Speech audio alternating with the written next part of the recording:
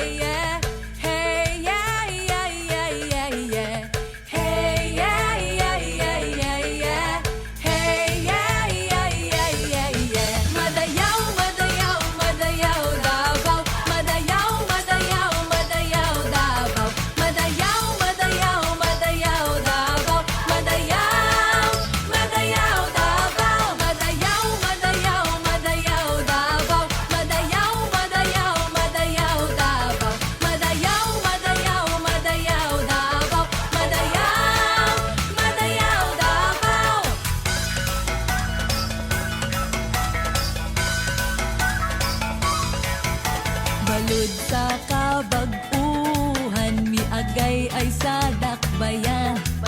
Padulong sa kauswagan, alang sa tanan.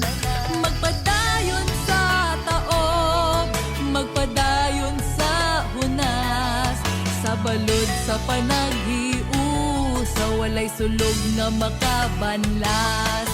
Midagay-day sa kahayag, ang balud sa mga gasa. Dawaton ta og isabwag sa matag usa. Madayaw, madayaw, madayaw Davao. Madayaw, madayaw, madayaw Davao. Madayaw, madayaw, madayaw Davao. Madayaw, madayaw Davao.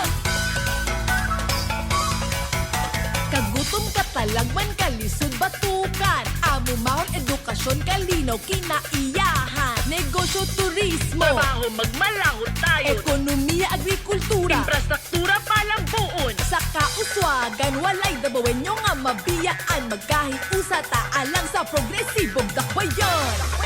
Madayaw, madayaw, madayaw Davao. Madayaw, madayaw Davao.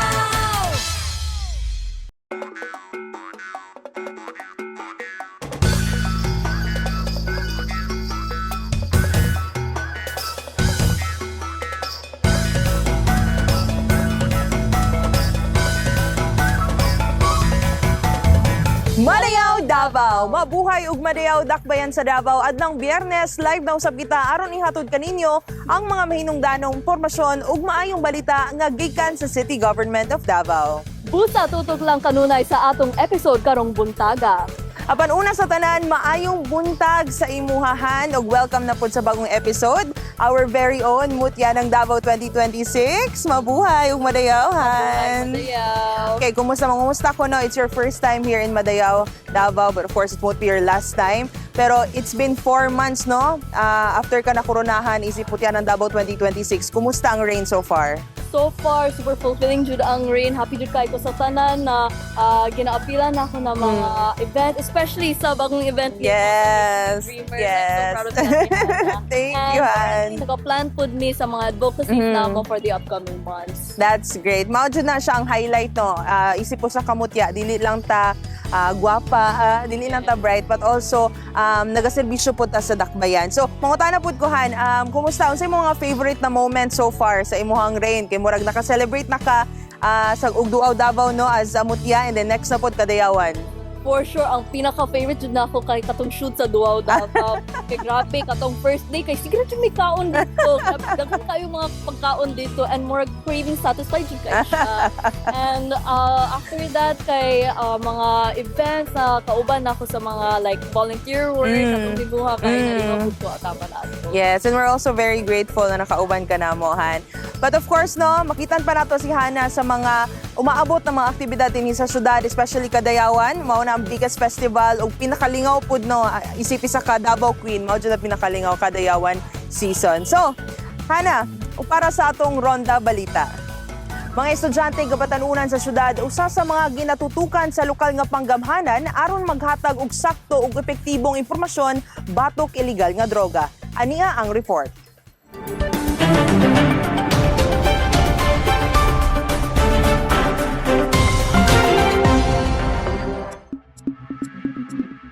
Formal nang gilusad sa Davao City Anti-Drug Abuse Council kon kanak ang pinakaunang preventive education campaign batok sa illegal nga droga ni adtong Hulyo 9 ni tuig 2022 sa Daniel R. Aguinaldo National High School aron mapanilipdan ang mga kabatanunan ug mahimong mga ehemplo sa usa ka komunidad nga malikay batok sa illegal nga droga. Kapin sa 50 ka mga estudyante ang misalmot sa mga kalihukan dinlakip sa mga nahimong diskusyon niini mao ang Science of Addiction, ang Comprehensive Dangerous Drugs Act of 2002 ug ang amended Philippine Juvenile Justice and Welfare Act of 2006 ug ang mga interbensyon na alang sa Children in Conflict with the Law kon CILC. Samtang matod pa ni Jafara Marahum Salik, ang action officer sa CADAC, katubong sa mga programa ang pagpanilipot sa mga kabatanunan gikan sa makadaot nga mga impluwensya ug pag-andam kanila sa paghimo og responsableng mga desisyon alang sa ilang kaugalingon ug sa ilang komunidad. With the current situation in our community, it's quite hard to fight the illegal drugs. No? So that's why we focus ourselves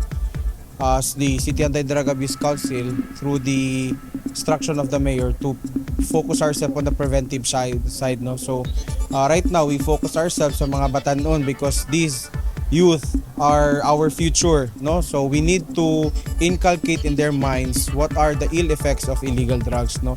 And so that they will understand also na unsa gyud pwede mahitabo sa ila in case they engage into illegal drugs. Gipasabot usab sa buhatan nga bisan sa limitado sa 50 ka partisipante ang unang sesyon, kompleto ug lawom ang leksyon nga gihatag aron masabtan sa mga estudyante ang seryosong epekto nga paggamit sa illegal nga droga. Samtang sumala sab ni Mateo, usa ka grade 10 nga estudyante sa maong tulungaan, nga dako ang natabang sa programa tungod kay nakahatag kini kaniya og mas lawom nga pagsabot sa iyang responsibilidad isip usa ka umaabot nga lider sa maong komunidad. I think it's helpful to me as a student and as a youth because we are still young and we are going to lead the next generation, and to me it's an eye opener to be learning these kinds of things kasi being leaders we need to set as a good example, and for that we need to learn how to avoid things like these, like yung sinasabi na like yung addictions don't just ruin your lives pero as a youth it ruins your future din. Plano usab karon sa lokal nga panggamhanan nga ipadayon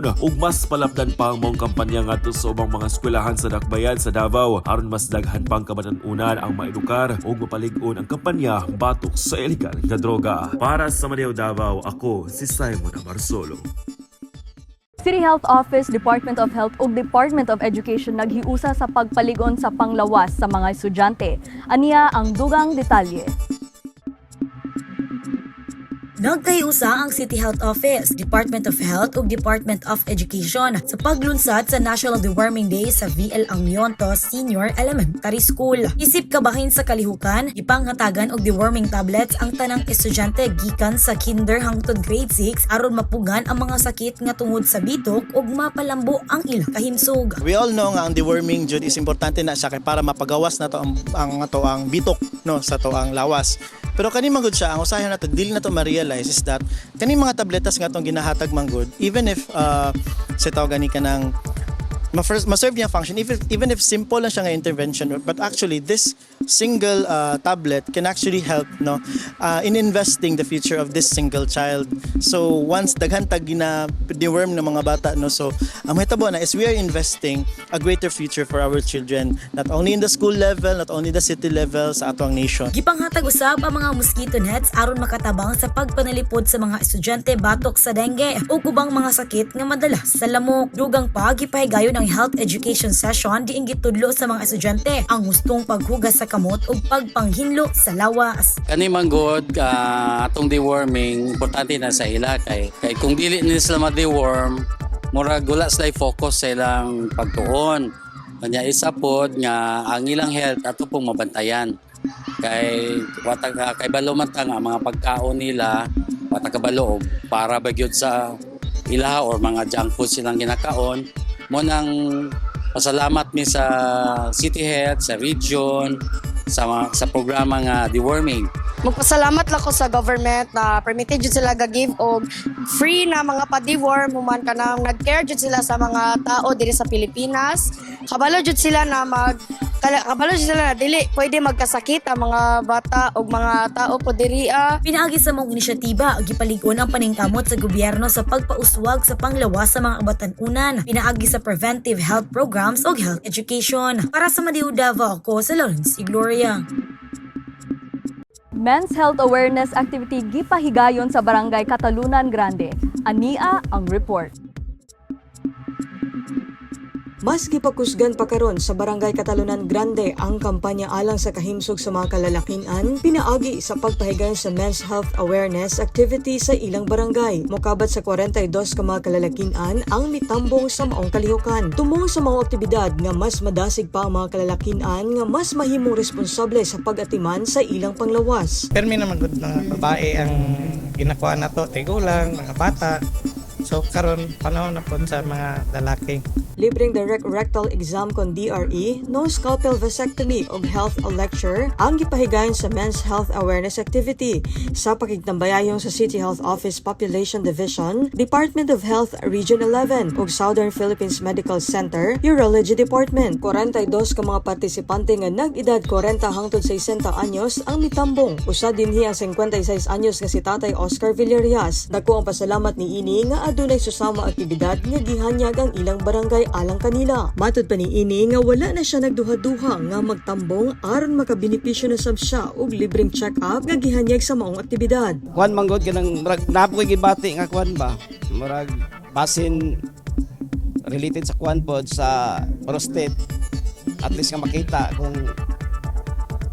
usay dapat buhaton. Ug usay matamagwan sa doktor. Nagpadala sab sa iyang mensahe si Mayor Sebastian Baste Duterte nga gipaabot ni Councilor Enzo Villafuerte. Matod pa sa mayor, pinaagi sa libre nga men's health services. Mas madasig ang mga kalalakian nga mahimong mas mabinantayon sa ilang kahimsog. Masabtan ang kasagarang mga sakit nga makaigo kanila ug mas sayo nga makapacheck up ug makapatambal. By providing free men's health services, you continue to encourage men to be more mindful of their health, heighten their awareness on common health problems, and encourage early detection and treatment of illnesses. Sa 42 ka mga partisipante, 37 kanila ang nagpailawom sa direct rectal exam. 8 kanila ang adunay normal findings, samtang 29 ang adunay abnormalities kung enlargement sa ilang prostate. Giauhag sab ang tanang kalalakian nga nag-edad 40 anyos pataas nga magpa-check up kanunay aron sa sayong deteksyon ug matambalan ang posibleng mga sakit. Napakadaming prostate cases sa SPMC, not just prostate cancer but also benign prostate problems po. If there's anything na may mga mahirap sa pag-ihi, mga ganyan pabalik-balik sa CR, wag magdalawang isip na magkonsulta sa aming clinic sa SPMC. Samtang aduna sab nga gipang apod-apod nga mga tambal alang sa mga mitambong nga mga partisipante sa maong aktibidad. Potpot Maranyon, Madayaw, Davao. Libuan ka mga job seekers, midagsa sa gipahigayong job fair sa SM City, Davao. Ani ang dugang detalye.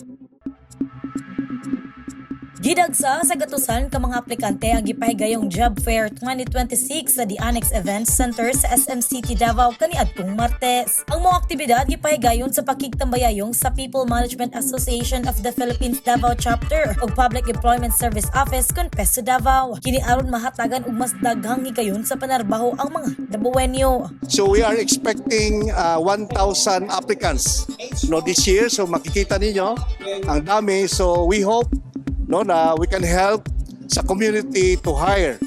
So at least kung we can hire workers, that's the help of PMAP Davao for the growth of Davao City. Miabot sa 32 ka mga kumpanya ug employer ang misalmot sa maong job fair nga nagtanyag og sobra usa ka gatos ka mga bakanteng posisyon alang sa mga nangita trabaho. Gani ubay-ubay sa mga aplikante ang nadawat dayon sa trabaho o hired on the spot ug usa niini si Bea Manuel. Salamat ay kayo sa mga kanang ang nagbugnaan yung kanang job fair kay makatabang yun siya sa mga labaw na sa mga kanang fresh graduate po. Salamat kayo og unta ka na God bless. Gilauman nga pinaagi sa maong job fair, mas dagan pang mga dabuwanyo ang makakita og angay nga trabaho. Samtang mapaligon usab ang pagkig-alayon sa mga kampanya ug mga nangita trabaho. Good opportunity siya sa mga tanan employed nga na skills para ma-hire sila para mas better future sila if ma-hire sila sa gawas. Para sa Madiu Davao, ko si Lawrence Gloria. Madayaw, Madayaw, Davao. Mga ate ug kuya, kabalo ba mo? Adunay ordinansa ang City Government of Davao nga i-encourage ang mga Davaoenos to help and support the campaign of the city to combat terrorism. Mao kini ang culture of security. May nakita, dapat magsalita. Unsa ba ang 4 acts of the culture of security?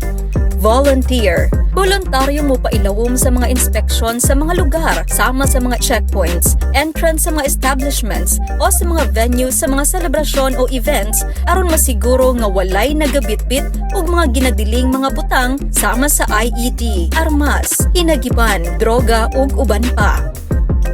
Report. Kung ikaw makabantay og mga kadudahang kalihukan sa usa ka individual o grupo, lakip na mga unattended baggage, i-report dayon kini sa pinakaduol nga awtoridad o tawag sa 911. I-report ang mga individual o grupo nga nagapang-recruit para manggubot o gapang-recruit para moapil sa mga teroristang grupo sama sa NPA, ISIS-inspired, lakip niini ang Abu Sayyaf, BIFF ug uban pa. Remind, kanunay nga ipahinumdum sa mga higala ug pamilya ang tanang security, safety ug health regulations dinhi sa Davao City. Participate. Ginaawhag ang tanan nga kanunayon ang aktibong suporta sa pagpatuman sa tanang security measures sa eskwelahan, simbahan, komunidad, ingon man sa opisina o trabahuan. May nakita, dapat magsalita.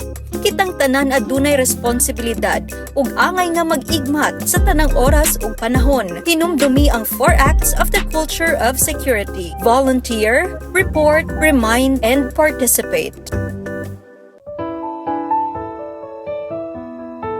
0908-818-4444. Bata, usaba ka kabiktima sa pagpangabuso ug pagpangulata. Ate, kuya, duna ba mo'y kaila nga pinasagdan nga mga bata? I-report tayon kini aron maaksyonan pagpangabuso atong batukan, katungod sa mga bata atong protektahan. Kini nga mga numero atong tawagan: 0908-818-4, 0908-818-4, 0908-818-4, 0908-818-4444. Madayaw, Madayaw, Davao.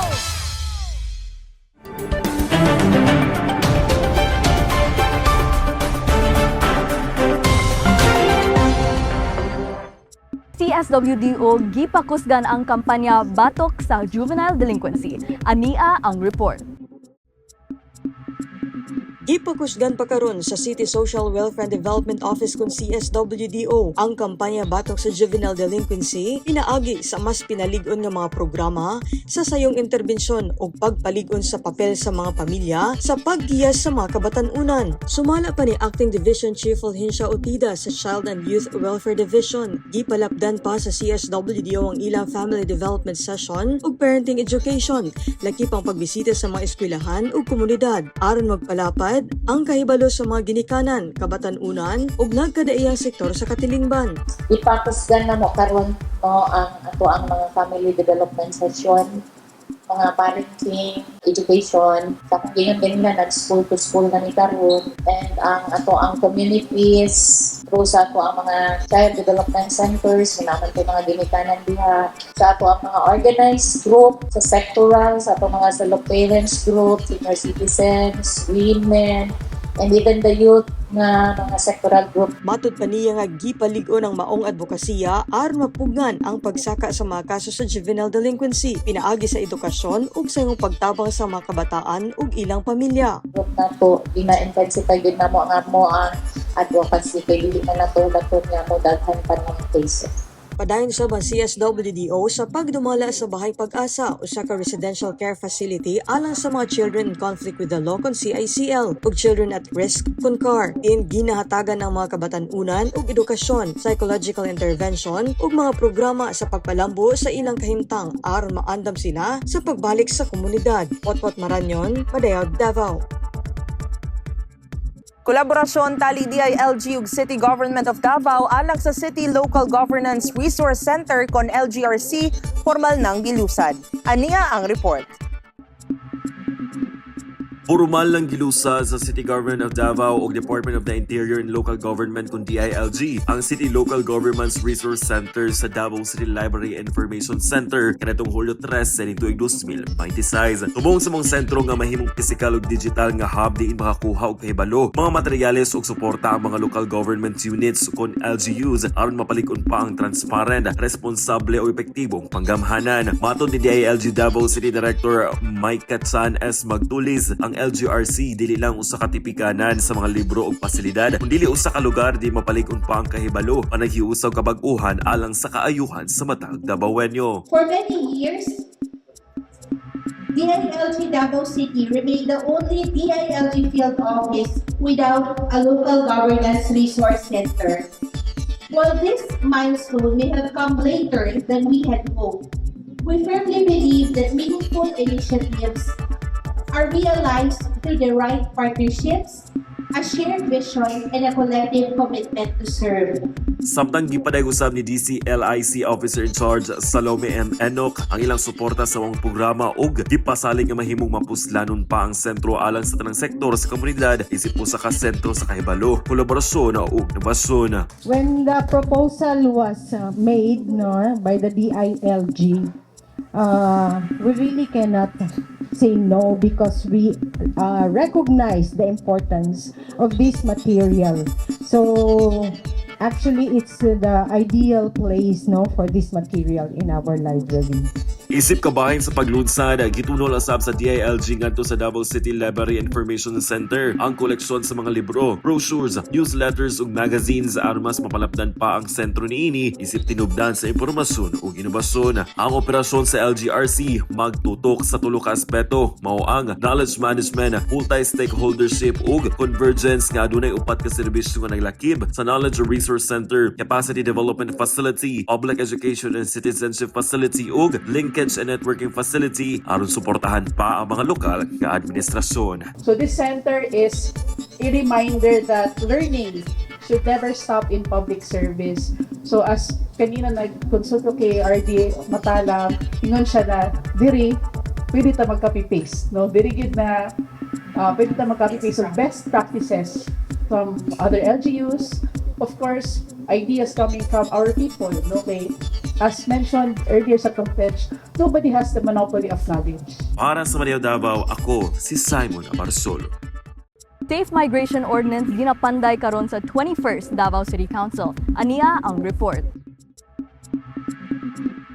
Giduso karon na 3rd District Councilor o Chairperson sa Committee on Migrants Worker Attorney Rachel Susobrado ang panginahanglan sa usa ka lig-on nga lokal nga pulisiya aron mapanalipdan ang mga migranteng Davaoenyo. Sa iyang privilege speech, gipadayag ni Susobrado nga ang syudad kinahanglan mulihok dili lamang human mahitabo ang abuso kundi sa dili pa kini mahitabo. Matud pa niya ang kasamtangang sistema kasagarang motubag lamang human adunay reklamo, rescue operation or repatriation. Busa gikinahanglan ang usa ka prevention first approach aron mapugan ang illegal recruitment ug human trafficking. The problem is architecture.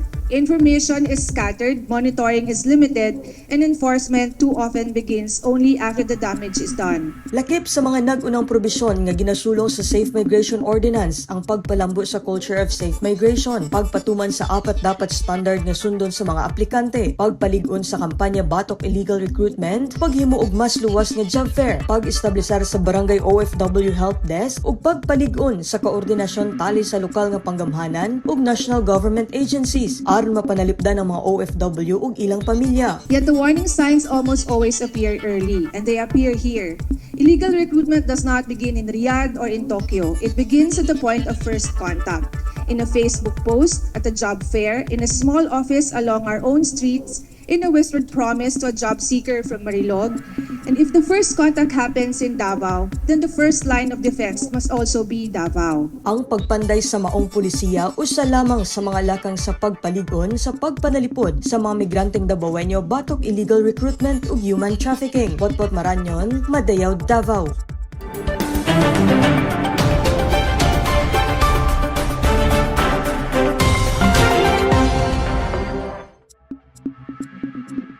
Tres ka mga micro, small, medium enterprise kon MSME ang misalmot sa 2026 MSME Week Trade Fair and Exhibit nga gipahigayon sa usa ka dakong mall dinhi sa Dakbayan. Nanguna sa maong aktibidad ang MSMED Council kauban ng lokal nga panggamhanan, Department of Trade and Industry ug Davao City Chamber of Commerce and Industry. We all know that MSME remain the backbone of our local economy. They create jobs, fuel innovation, and contribute significantly to the economic progress of our communities.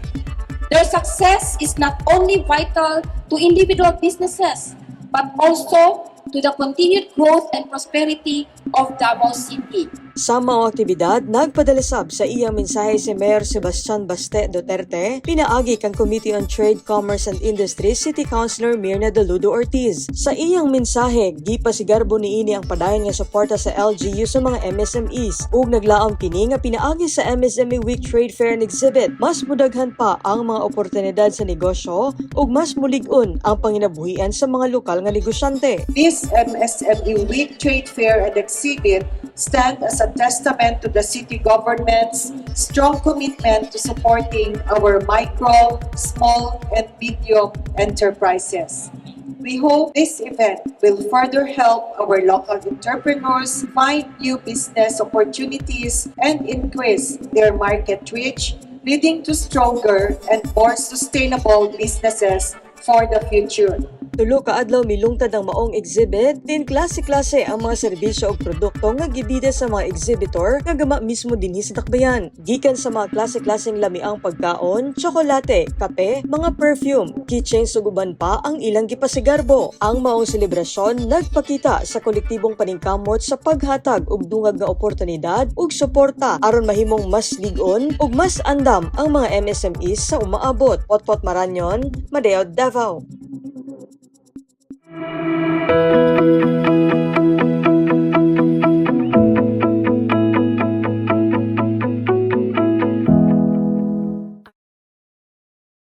Sa pagsaulog sa National Disability Rights Week, atong ila-ilahon ang 5 ka empleyado sa City Government of Davao nga mga persons with disability o PWD nga nagpadayon sa pagserbisyo uban sa dedikasyon, kahanas o inspirasyon. Atong sayron ang ilang istorya pinaagi ni Lawrence Igloria.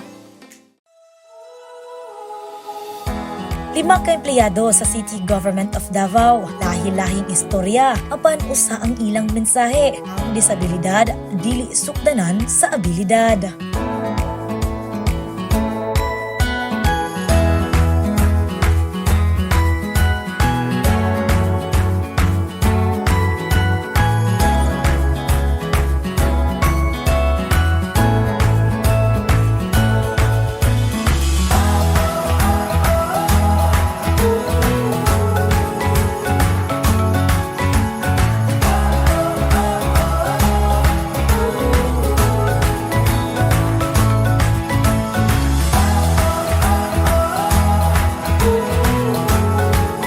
Ako day si Maria Elisa Menyoza, 40 years old. So, na ako di actually sa PDAW nagtrabaho as encoder.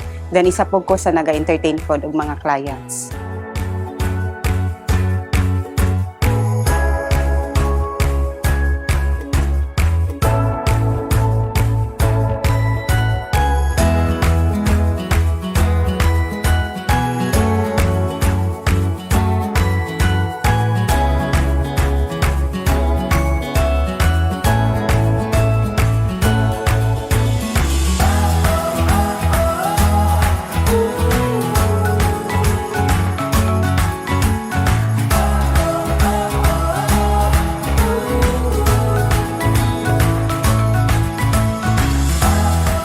Ako day si Paul Kirikire, usa ka visually impaired person and also one of the technical focal of the Persons with Disability Affairs Office division sa CSWDO.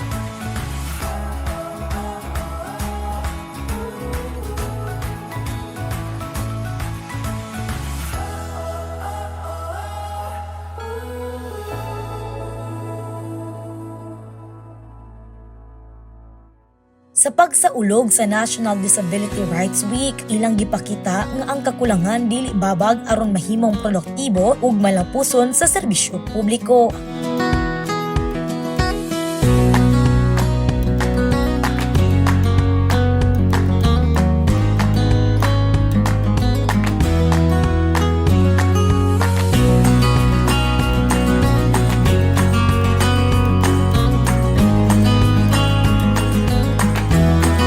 Hands-on mi sa client, and we're not just here to give services but we give empathy, warmth, and comfort sometimes upon people na nangailangan ng gidug tabang.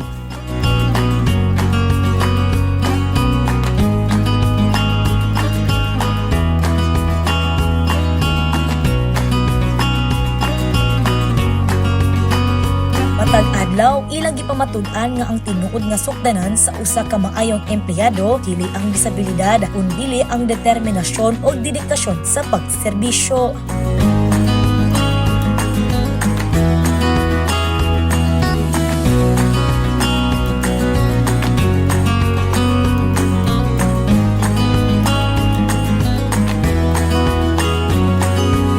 Kaya nahatagan man ko chance, so ihatag na ko ang best na ko nga kung sa to akong mga skills, pwede na ako makontribute diri sa among office, so gipakita na ko diri. Bisan pa sa ilang kahintang isip PWD, padayon silang nagtuman sa ilang mga responsibilidad isip kabahin sa City Government of Davao.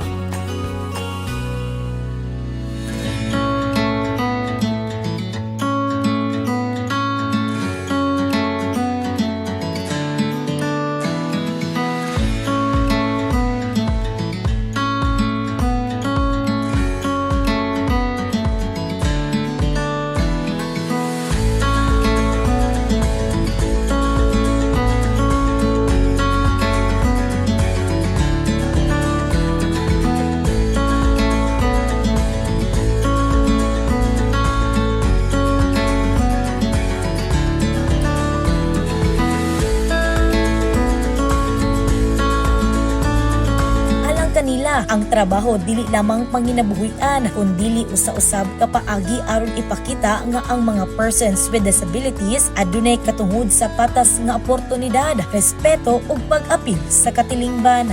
If willing mo na mo sulod sa public service, then there is what we call sacrifice code kay you're not just bringing yourself pangod sa imong uplifting sa imong family but you're uplifting the image of a good governance. So kung sulod mo diri gyud, then nagitay tinatawag na sacrifice and then tinuod ng serbisyo para at least man lang yun na mapanutod na to na we are really helping our society to become a better country yun. Dako ang ilang pasalamat sa City Government of Davao sa pagsalig kanila, pagtan-aw sa ilang abilidad ug paghatag kanila og gigayon nga mahimong kabahin sa serbisyo publiko.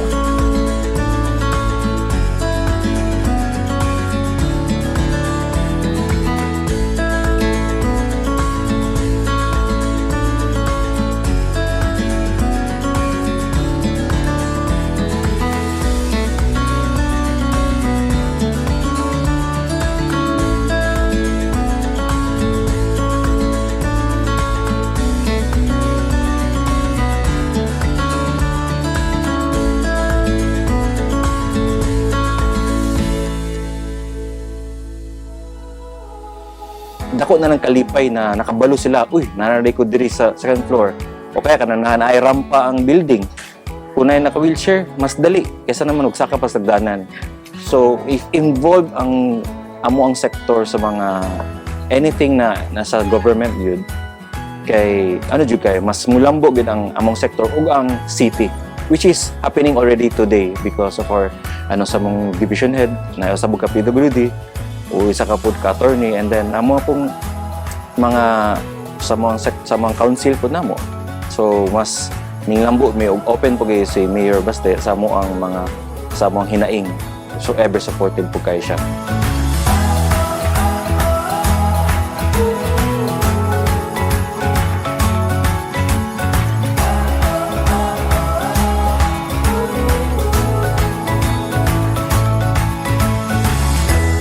Karong National Disability Rights Week, ang ilang mga istorya nagpahinumdum kanato nga ang tinuod nga kalig-on sa usa ka komunidad. Makita kung walay mabiyaan ug ang matag usa adunay lugar nga mulambo, alagad ug makatukod ug maayon kaugmaon. Dili lang jud nato ikaulaw no kung unsa ang gihatag sa ato. Dapat nato na ipakita sa katawhan nga dili hindrance ang pagkaroon og PWD kay kitang tanan is natay lahi-lahi nga mga skills nga kaya nato mabuhat nga dili lang kay ang katong mga regular people ang naay skills kundi kita nga mga PWDs na ata kaya nato ni. Para sa Madayo Davao, ako si Lawrence Gloria. Ug mao kadto naglangkob sa Madayo Davao karong adlaw. At ang ikanunay ang mga balita ug impormasyon matag semana live via Facebook page, YouTube ug TikTok account sa Madayo Davao. Be updated sa tanang mga mahinungdanong impormasyon gikan sa City Government of Davao. I-follow ang Facebook page sa Madayo Davao ingon man paminaw sa 87.5 Davao City Disaster Radio. Bago ta man namilithan no, basig na kay gusto pasalamatan or na kay gusto i-shoutout ng mga supporters nimo, now's the time. Of course, I like to shout out my family, my sister, my mom. Everything would be possible only because of you. Tapos, syempre, akong lalabs po, akong uyab. And of course, everyone who has made me look so beautiful today. Luxmed for my skin, Doc High for my veneers, and of course, my parents for my genetics. Wow, wala tayo kuan, wala ko entry atong kuan loves.